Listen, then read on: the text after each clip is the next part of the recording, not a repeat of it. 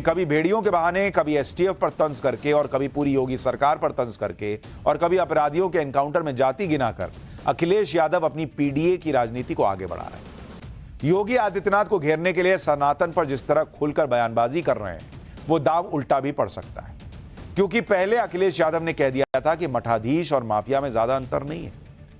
फिर अखिलेश यादव ने कहा जो क्रोध करता है वो योगी नहीं हो सकता। यही नहीं, बात बढ़ी तो अखिलेश यादव ने यह भी कह दिया कि साधु वेश में घूमते जग में धूर्त अनंत। और जब अब अखिलेश की पार्टी के सांसद और माफिया मुख्तार अंसारी के भाई अफजाल अंसारी भी उन्हीं के मिशन को आगे बढ़ाते दिख रहे हैं। अफजाल अंसारी ने कह दिया कि गांजे को वैध कर देना चाहिए, क्योंकि बड़े बड़े धार्मिक आयोजनों में लोग गांजे का सेवन करते हैं। यही नहीं, अफजाल अंसारी ने गांजे के बहाने यूपी में होने वाले कुंभ मेले को भी टारगेट किया। सुनिए अफजाल अंसारी को। गांजा को हम कहते हैं कि आप कानून का दर्जा देके इसे वैध कर दो, लेकिन कानून का इतना बड़ा माखौल क्यों लाते हो? लाखों करोड़ों की संख्या में गांजा पीने वाले लोग खुलेआम गांजा पीते हैं, पूरी पूरी महफिल लगा के गांजा पीते हैं, बड़े बड़े धार्मिक आयोजनों में लोग गांजा पीते हैं, उसे भगवान का प्रसाद और बूटी कह करके पीते हैं। तो भगवान का प्रसाद और बूटी है तो अवैध क्यों है भाई? हम कह रहे हैं, लुका के क्यों पी रहे हैं? ये देश प्रदेश की राजधानी में भकाभक एक एक बित्ता लवर निकल जा रही है। गाजीपुर जिले में भी वही हो रहा है। कौनो मठ में चलो ना, हमारा संग हम दिखाते। अभी कुंभ लगने जा रहा, कुंभ लगने जा रहा ना, एकाध मालगाड़ी भी अगर चली जाएगी गांजा की तो खत्म हो जाएगी। लेकिन जो अखिलेश यादव भेड़ियों पर राजनीति कर रहे हैं, अफजाल अंसारी के इस बयान पर चुप हैं। इसके बाद सवाल उठ रहे हैं कि अफजाल अंसारी ने जो कहा वो कहीं समाजवादी पार्टी की लाइन तो नहीं है, क्योंकि इससे पहले खुद अखिलेश यादव भी कई बार इसी तरह की बातों से राजनीति करते रहे। यूपी में 2022 के विधानसभा चुनाव के दौरान अखिलेश यादव ने क्या बयान दिया था, सुनिए एक बार। अरे क्या नारा निकाल के लाए हो, लहर बड़ी करारी है, चिलम पर साइकिल भारी है। ये कौन चिलम पी रहा है? हमारे पड़ोसी के धुआं निकलता है, कहीं वही तो नहीं है? ये नारा तो बड़ा अच्छा निकाला है। मैं पढ़ रहा हूं यहां से, लहर बड़ी करारी है, चिलम पर साइकिल भारी है।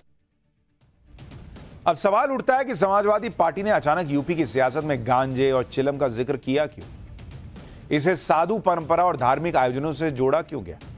भले ही समाजवादी पार्टी को लग रहा हो कि ऐसा करके उसकी पीडीए वाली राजनीति चमक जाएगी, लेकिन संत समाज ने इसे सीधे सीधे सनातन पर हमला बता दिया और अफजाल अंसारी के बयान को समाजवादी पार्टी की सनातन के खिलाफ सोच करार दिया।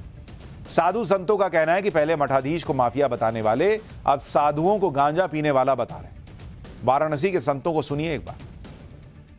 जैसे समाजवादी के राष्ट्रीय अध्यक्ष अखिलेश यादव जी का बयान आ रहा है कई दिनों से कि मठ मठाधीश मंदिर, उसी तरह उनके पार्टी के जो सांसद हैं इनका भी मानसिक संतुलन बिगड़ चुका है, ये किसी सदमे से अभी उभर नहीं पाए हैं, वो इस तरह का बयान दे रहे हैं।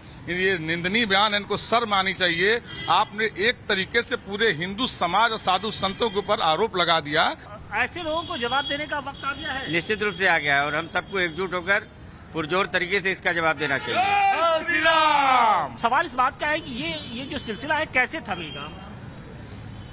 पहले तो हमें जागना होगा। जैसे अभी महाराज जी ने कहा है ना, ये बयान दिया था कि बटोगे तो कटोगे, मैं उसका पूरा समर्थन करता हूँ। और जब तक हम हिंदू नहीं होंगे तब तक ये सिलसिला चलता रहेगा। पहले हमें हिंदू होना होगा, अपने दिल दिमाग में ये बैठाना होगा कि हम किसी बिरादरी के नहीं हैं, हम हिंदू हैं। अयोध्या में हनुमानगढ़ी से महंत राजू दास ने भी गांजे पर अफजाल अंसारी के बयान को समाजवादी पार्टी की मानसिकता बता दिया। महंत राजू दास को भी सुनिए। लेकिन दुर्भाग्यपूर्ण बात यह है कि उस पार्टी के नेता की भी मानसिकता वही है। माननीय अखिलेश उद्दीन साहब ने भी कहा कि मठाधीश और माफिया में कोई अंतर नहीं होता, तो उन्हीं के पार्टी के सांसद है तो संतों का तो अपमान करेंगे ही। हम साधु हैं, कोई दिक्कत थोड़ी नहीं, कुछ भी बोल के जाओ। यही हम उठा लेते, सरसा बजा देते तो अभी ये नहीं बोल सकते थे। उत्तर प्रदेश में सीएम योगी और अखिलेश यादव के बीच एनकाउंटर को लेकर जो जुबानी जंग चल रही है, उस जुबानी जंग में अखिलेश यादव बैकफुट पर तो आ गए, क्योंकि जाति के नाम पर वो एनकाउंटर वाली जो पॉलिटिक्स कर रहे थे उसे योगी ने एक झटके में ध्वस्त कर दिया। और तब ध्वस्त किया जब सुल्तानपुर डकैती कांड में एक यादव के बाद एक ठाकुर का भी एनकाउंटर हुआ। अब इस राजनीति में अखिलेश यादव को मुंह की खानी पड़ी तो अखिलेश यादव अचानक भेड़िए की बात लेकर आ गए, जिसकी हफ्ते 2 हफ्ते से कोई चर्चा भी नहीं हो रही, क्योंकि बहराइच में भेड़ियों की दहशत भले ही अब भी हो, लेकिन हमले उस तरह से नहीं हो रहे हैं जिस तरह से पहले भेड़ियों का खौफ था। लेकिन कभी कभी हमला हो भी जा रहा था। अभी सिर्फ एक भेड़िया ही गिरफ्त से बाहर है, क्योंकि 5 भेड़िए तो पहले ही पकड़े जा चुके थे। अब ये छठा भेड़िया तो पकड़ में आ नहीं रहा, लेकिन सियासत में उसकी एंट्री फिर से होगी। जो अखिलेश यादव कभी एनकाउंटर, कभी माफिया, मठाधीश के मुद्दे पर योगी आदित्यनाथ को घेर रहे थे, वो अब भेड़िए की बात करने लगे। अखिलेश यादव ने भेड़िए पर क्या कहा उसके बारे में भी बताऊंगा, लेकिन पहले देखिए अखिलेश यादव किस बहाने से भेड़िए को मुद्दा बना रहे हैं।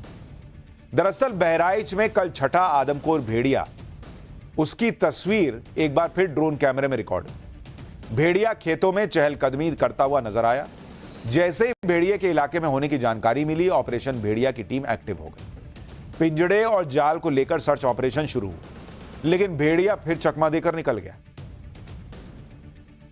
आदमखोर भेड़िया कितना शातिर है, इसका अंदाजा इसी बात से लगाया जा सकता है कि जिस दिन ऑपरेशन भेड़िया की टीम ड्रोन कैमरों में छठे आदमखोर भेड़िए की चहलकदमी रिकॉर्ड कर रही थी, उसी रात को भेड़िए के हमले में 2 बच्चों के घायल होने का दावा किया गया। गांव वालों का दावा है कि एक ही रात में आदमखोर भेड़िए ने 2 जगहों पर हमला किया। दोनों घटनाएं बहराइच की महसी तहसील में अलग अलग जगहों पर सिर्फ 1.5 घंटे के अंदर हुई। एक गांव में आदमखोर भेड़िए ने मां की गोद से 6 महीने के बच्चे को झपट कर ले जाने की कोशिश की। हालांकि मां की चीख पुकार सुनकर गांव वाले इकट्ठा हो गए, जिसके बाद भेड़िया बच्चा छोड़कर भाग गया। गांव वालों के मुताबिक इसके बाद भेड़िए ने अपनी बहन के साथ सो रही बच्ची पर हमला कर दिया। इस हमले में दोनों बच्चियां घायल हो गईं। दोनों हमलों में घायल बच्चों को इलाज के लिए नजदीक के अस्पताल ले जाया गया, लेकिन उनकी नाजुक हालत देखते हुए उन्हें बहराइच मेडिकल रेफर कर दिया गया। गांव वाले दावा कर रहे हैं कि आदमखोर भेड़िए के हमले में बच्चे घायल हुए, लेकिन ऑपरेशन भेड़िया की टीम ने गांव वालों के दावों को खारिज कर दिया। उनका कहना है कि एक गांव में हुए हमले की जांच के बाद वहां कुत्ते के पंजे के निशान मिले। सुनिए एक बार। वहां पर हम गए तो हमने गांव वाले बल्कि उनके पिता से भी, बच्चे के पिताजी से पूछा कि आपने क्या देखा था, तो उन्होंने मौके पर हमको बताया कि जानवर हमने नहीं देखा। जो आसपास गांव वाले से पूछा, उन्होंने बताया कि हमने जानवर नहीं देखा। तो हमने वहाँ आसपास हमने सर्च किया। जिस चारपाई पर बच्ची लेटी थी उसके नीचे हमको जो पाँव के पंजे के जो निशान मिले हैं, वो निशान तो कुत्ते के हैं। ऑपरेशन भेड़िया में जुटी टीम का कहना है कि पिछले 24-25 दिनों से आदमखोर भेड़िए ने इलाके में कोई हमला नहीं किया है, और जो हमले हुए भी हैं वो या तो कुत्ते के हैं या दूसरे जानवरों के। लेकिन यह दलील समाजवादी पार्टी के मुखिया अखिलेश यादव को रास नहीं है। इसके बहाने अखिलेश यादव ने बीजेपी को घेरने की कोशिश की। अखिलेश यादव ने ट्वीट किया, प्रशासन द्वारा भेड़िए की समस्या को नकारना भी एक समस्या है। अब तक तो कहानी में सुनते आए थे कि भेड़िया आया का झूठ फैलाया जाता है। अब सच में भेड़िया आ रहा है तो प्रशासन उल्टी कहानी सुना रहा है कि यह झूठ है, और कह रहा है कि भेड़िया नहीं आया। जो हर समस्या से करे इनकार, वो है नाकाम भाजपा सरकार। यह अखिलेश यादव ने ट्वीट किया।